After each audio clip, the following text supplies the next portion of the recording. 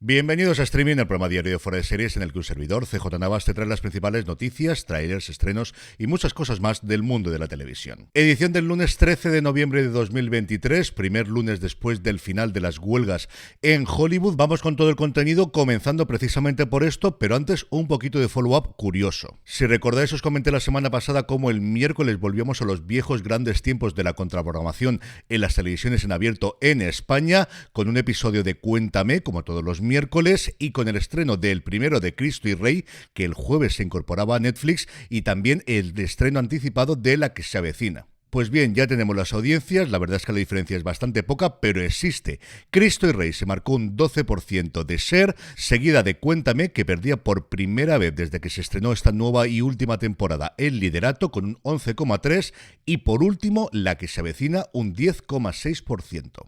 Ahora ya sí hablamos sobre la terminada huelga de intérpretes en Estados Unidos, y es que, como os comenté, el viernes, la madrugada del viernes al sábado nuestra, el SAG-AFTRA dio a conocer un comunicado a todos sus miembros sobre cómo había ido la votación en la junta directiva y cuáles eran los principales puntos del acuerdo. Cuando estoy grabando esto todavía no se ha hecho público ni el acuerdo ni el resumen, cosa que, por ejemplo, el sindicato de guionistas sí hizo inmediatamente después, un resumen que, por cierto, se rumorea que va a tener 80 páginas, que desde luego como resumen, pues hombre, lo más resumido del mundo no parece. Así que lo único que tenemos por ahora es ese comunicado que el sindicato hizo público el pasado viernes por la noche, que muy amablemente han traducido al español en su página web. Eso sí, una traducción muy de Google Translator, porque por ejemplo cuando habla Fran Dresser, la directora del sindicato, dice estaba decidido, que igual no es la mejor traducción. Yendo ya al comunicado, después de declaraciones de Drescher, después de las declaraciones de su negociador principal, Duncan Crabtree Ireland, lo primero interesante que tenemos es que la aprobación no fue unánime. Votaron a favor el 86% y por tanto en contra el 14% de los miembros de la directiva. La rueda de prensa posterior se pospuso durante bastante tiempo, al parecer porque estaban buscando la unanimidad, que yo creo que todos suponíamos que iba a ser así. Pues no, como os digo, el 14% de la directiva votó en contra, al parecer por la forma del cálculo del reparto de los residuals, que luego comentaremos. ¿Qué es lo que dice el acuerdo sobre los puntos principales que ya os comenté el pasado viernes? Primero, sobre el tema de la inteligencia artificial, el acuerdo proporciona protecciones significativas en torno a el uso de la inteligencia artificial, incluido el consentimiento informado, punto fundamental, y segundo, la compensación por la creación y el uso de réplicas digitales de nuestros miembros vivos y fallecidos, ya sea creadas en el set o con licencia para su uso. Es decir, los dos principios básicos que Duncan Crabtree Ireland ya había comentado: por un lado, el consentimiento informado, y por otro lado, el que siempre hay una compensación cuando se utilice un escaneado previo del actor, es lo que se recoge en el acuerdo. Veremos en la letra pequeña, eso sí. De dineros, que Crabtree Ireland no quiso revelar nada antes de que se hiciese oficial este comunicado, la subida es la siguiente. Para los actores principales, un 7% en el momento de la ratificación, luego os hablaré de cuándo se va a producir, y luego un aumento del 4% en julio del 2024. El sindicato dice que esto generaría un aumento compuesto del 11,28% y luego otro aumento más del 3,5% a partir de julio del 25,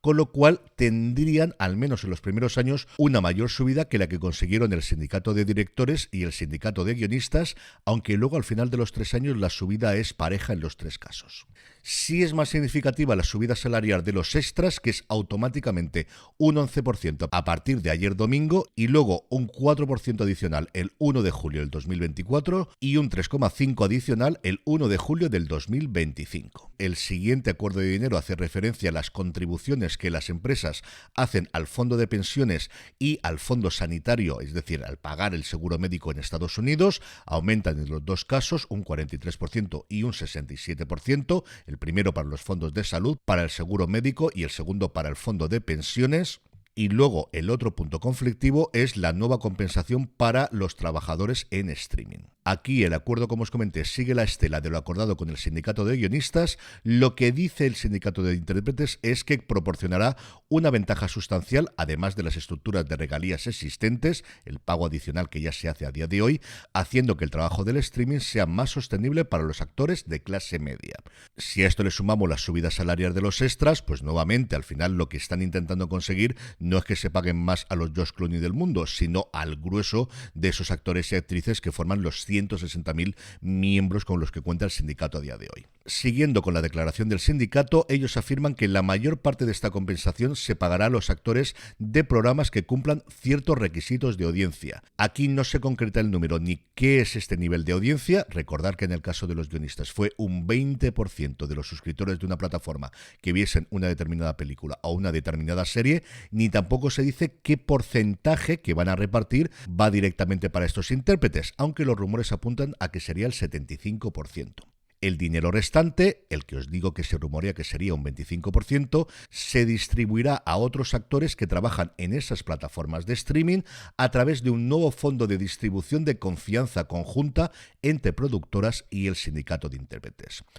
Esto garantizaría una mejor compensación y sostenibilidad para una gama más amplia de actores que contribuye al éxito de estas plataformas, y se añade un remanente fijo para coordinadores de especialistas que trabajan en producciones televisivas y nuevos medios. Aparecen también mejoras en el apartado del casting, que inicialmente era una cosa bastante importante porque los actores estaban muy cansados de que después de la pandemia se haga todo el casting online. Aquí lo que dicen es que tienen que dar como mínimo 48 horas antes de que se haga un casting el guión, o 72 horas en el caso de que sean niños, sin contar fines de semana o festivos. Que no se puede pedir un casting de más de 8 páginas en el casting inicial o 12 si es un casting sucesivo, que si se requiere memorización hay que pagar a aquel que hace el casting, y luego una cosa que no me resisto a comentar, que es no se puede pedir a los artistas que aparezcan desnudos o con vestimenta más reveladora que un traje de baño que podría usarse en una piscina pública. Ese es el listón acerca de la ropa que se puede exigir que se tenga en un casting.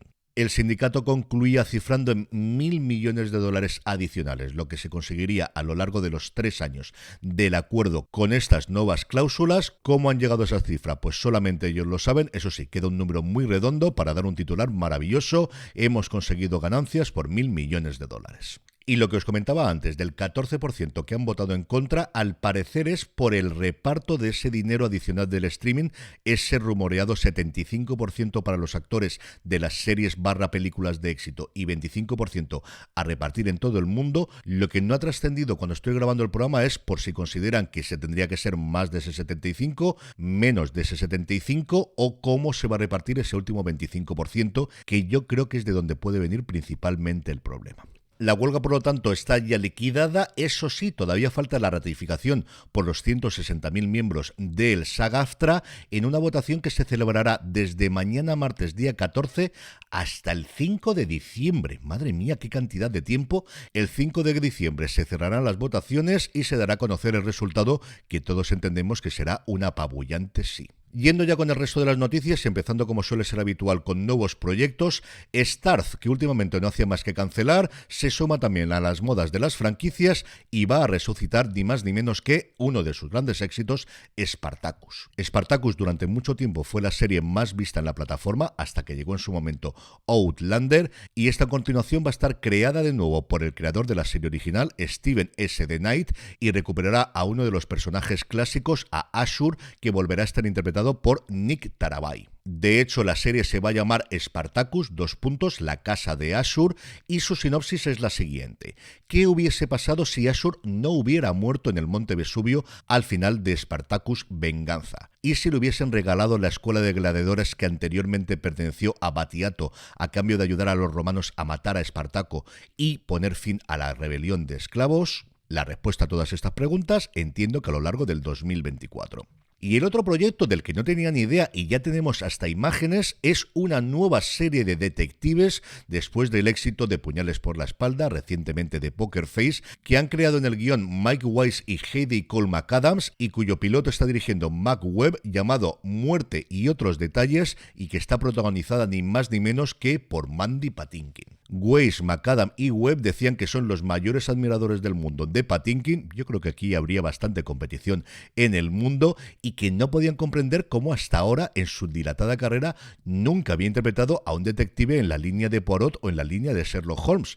Y dicho y hecho, eso es lo que le han vendido a Hulu. Patinkin interpretará a un detective llamado Rufus Cotsworth, aunque el inicio de la serie no se centra en él, sino a una ladrona llamada Imogen Scott, que va a interpretar Violet Vane, que se convierte en la principal sospechosa de un misterio a bordo de un transatlántico del Mediterráneo que ha sido restaurado. Como suele ocurrir en estas cosas, no solo Imogen es sospechosa, sino todos los invitados y todos los miembros de la tripulación también lo son, y Imogen se ve obligada a formar equipo con alguien a quien detesta, el Rufus Cotsworth de Mandy Patinkin. Como os he contado en la sinopsis, la serie tiene lugar a bordo de un transatlántico glamuroso, muy de Agatha Christie, eso sí, en la época actual, porque lo que ha ocurrido es que se ha remodelado, se ha restaurado este transatlántico y vuelve a navegar. La exclusiva la daba Entertainment Weekly, que ha tenido además acceso a varias fotos del rodaje, entre ellas la que os pongo hoy para el podcast y también en el canal de YouTube. Ya sabéis que si me queréis ver, además de escucharme, podéis ver en youtube.com/fuera de series. Y en fin, ya es una de mis series más esperadas para el próximo 2024. En el capítulo de fichajes, Russell T. Davies ha troleado un poquito a los fans de Doctor Who, porque al contestar una pregunta después de la presentación del primer especial de Navidad de este año, La Bestia Espacial, le preguntaron si podía revelar alguno de los cameos que iban a producirse en los otros dos especiales. Y ni corto ni perezoso afirmó que Nicola Coughlan, a la que hemos visto en Derry Girls, a la que hemos visto en Bridgerton y más recientemente todavía en la película de Barbie, aquí además coincidiendo con el que será el próximo Doctor, con el Ncuti Gatwa, antes de decir, pero no en estos especiales, sino el que ya estamos preparando y grabando para el 2024. Lo cual, desde luego, es buena noticia el saber que se está rodando, pero a marchas forzadas, Doctor Who, pero esto no se hace, hombre, si te están preguntando por los especiales, no me digas la gente que vas a tener dentro de un año. En el capítulo de cancelaciones y renovaciones, ABC, en algo que yo creo vamos a ver mucho en las cadenas en abierto en los próximos tiempos, ha decidido cargarse, por un lado, de Rookie Feds después de su primera temporada y al mismo tiempo no seguir adelante con el spin-off de The Good Doctor llamada The Good Lawyer. Como os digo, creo que vamos a tener muchas noticias de las cadenas en abierto en este sentido, cancelando series de primera temporada y sobre todo muchos de los pilotos que tenían inicialmente descartándolos y empezando a levantar nuevas producciones para la que esperan salvar temporada 24-25. Y la que no es una renovación, sino una vuelta de los muertos, nunca mejor dicho, es Dead Boys Detective, la serie que estaba produciendo HBO Max sobre los personajes secundarios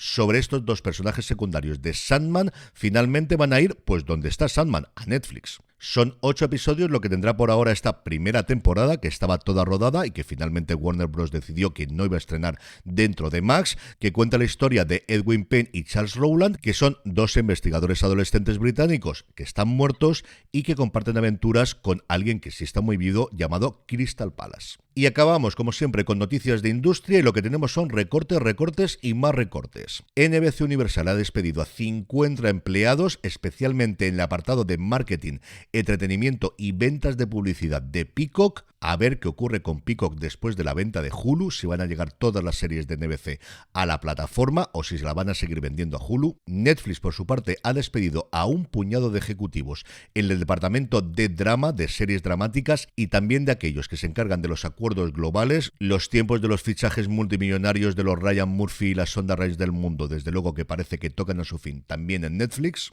Y por último, Starz, de la que os hablaba antes cómo había encargado Spartacus, sigue poco a poco limpiando la casa de cara a esa separación que va a hacer de Lionsgate. Va a despedir al 10% de sus trabajadores y al mismo tiempo, igual que ocurrió y a la vez, igual que ocurrió previamente en España, saldrá del mercado tanto en Australia como, y esta es la mayor sorpresa para mí, del Reino Unido. En cuanto a vídeos y trailers, que como siempre os digo, la forma más sencilla que los podáis ver todos a golpe de clic, a golpe de dedo, es que os suscribáis a nuestra newsletter, newsletter.fueradeseries.com, absolutamente gratuita, que ahí los tenéis todos embebidos y los podéis ver automáticamente después de que me los oigáis aquí comentar. Hoy lo que os traigo son 4 de los 30 o 40 aproximadamente que Netflix difundió durante la semana pasada en esa Geek Week. El primero es el de Avatar, The Last Airbender, la adaptación a imagen real del popularísimo anime, que todo el mundo espera que esté mucho mejor que la película que en su momento perpetró Shyamalan. El segundo, la vuelta de Michelle Yeoh a las series junto a Justin Chien, Los Hermanos San, una serie de acción en el que el personaje de Chien, que es un asesino, vuelve a Los Ángeles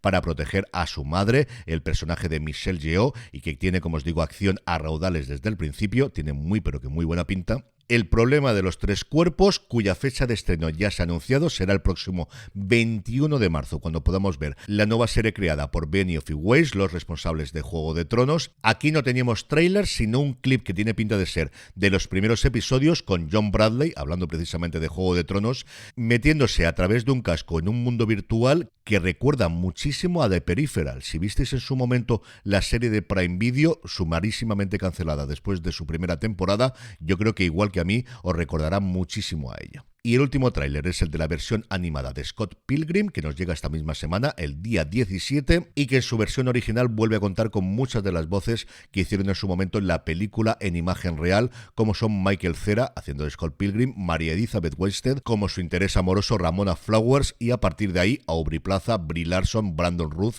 Chris Evans o Kieran Culkin. Como veis, un elenco absolutamente alucinante de voces en la versión original de la serie. Y vamos ya con los estrenos del día, pero antes una pequeña pausa.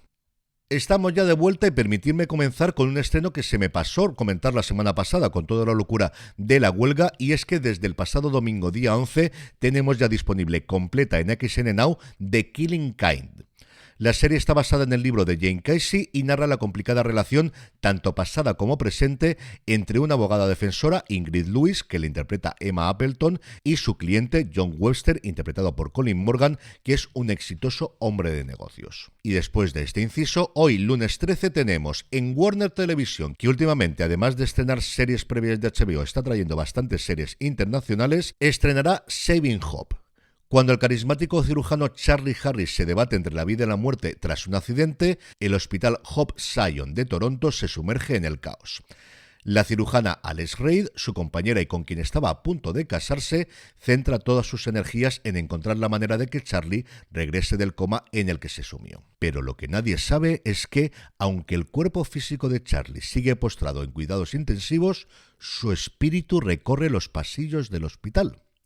La forma espiritual de Charlie se encuentra con otras personas en su misma situación que dejaron temas por resolver cuando estaban con vida y a los que intentará ayudar con los recursos que tiene a su alcance. Como podéis escuchar, una mezcla como mínimo curiosa entre drama médico y fenómenos paranormales a la entre fantasmas o medium. Y el gran estreno de hoy es basado en una historia real, una serie original de Peacock que aquí en España va a estrenar Movistar Plus, con un elenco impresionante con Kaley Cuoco, Chris Messina y Tom Bateman, una comedia negra con tonos de thriller de 8 episodios que sigue a una agente inmobiliaria, una exestrella del tenis y un fontanero que aprovechan una oportunidad única para sacar partido de la obsesión en Estados Unidos por el true crime. La serie está ya renovada por una segunda temporada y os hablaremos sin duda de ella esta semana en Premiere. Y terminamos como siempre con la buena noticia del día, y es que el canal TCM ya ha anunciado sus especiales para el último mes del año, para diciembre, en el que tenemos una colección de películas llamada Familias Tormentosas, que tiene cosas muy apañadas, pero en la que no me voy a detener, y luego dos cosas que sí os quiero comentar. Por un lado, un homenaje a Brad Pitt, que cumple 60 añitos a lo tonto, en el que podremos ver 12 monos, Spy Game, 12 años de esclavitud, Conoces a Joe Black, el asesinato de Jesse James por el cobarde Robert Ford, y luego con las tres que yo me quedaría, que son Entrevista con el vampiro, El Club de la Lucha y Seven. Las películas todos los lunes del mes de diciembre. Y los sábados comenzando con el 2 de diciembre, emitiendo 2 episodios cada sábado, y luego el día 30, una maratón de la misma completa, va a emitir The Night Of, la serie original del 2016 de HBO, que aquí en España yo creo que se vio muy poquito porque no la emitió Movistar Plus, se la reservó a HBO Max para su estreno cuando desembarcó la plataforma y la emitió toda de golpe, y yo creo que eso hizo que aquí en España se viese mucho menos que por ejemplo en Estados Unidos. Si no visteis en su momento esta serie creada por Richard Price y Steve Zaylan y protagonizada por John Turturro en un papel que originalmente iba a hacer James Gandolfini, pero falleció antes de poder hacerlo, y Riz Ahmed, de verdad que vale muchísimo, pero que muchísimo la pena. A mí me encantó cuando la vi en su momento. Y con esto, y recordándoos que os paséis por Fuera de Series y también por nuestra tienda, la tienda Fuera de Series, fueradeseries.com/tienda, de la que pronto tendremos novedades tanto para el Black Friday como a partir del 1 de diciembre para vuestras compras navideñas, me despido hasta mañana martes. Gracias como siempre por escucharme y recordad, tened muchísimo cuidado y fuera.